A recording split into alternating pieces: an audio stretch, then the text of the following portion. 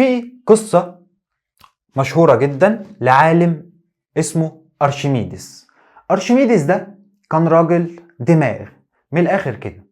كان في أسطول روماني أو الأسطورة اليونانية القديمة، كان الأسطول الروماني ده عامل إيه؟ راح يغزو صقلية عام 212 قبل الميلاد، وطلع بقى بسفن سفن سفن سفن في البحر، وماشي في البحر ورايح إيه؟ رايح يغزو بقى مين؟ صقلية.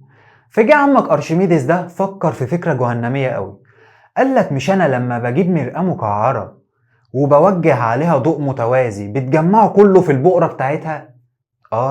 طب انت لسه قايل لي من شوية ان انا لما بجمع الضوء ده في بؤرة اللي بيحصل بينتج عنه تولد حرارة مالها شديدة جدا. فقام فكر في فكرة جهنمية قوي. قالك طب والله مش هما جايين بمراكب في البحر عايزين ايه؟ يغزوا المدينة بتاعتنا. طب انا هعمل ايه بقى؟ بص بقى عمل ايه.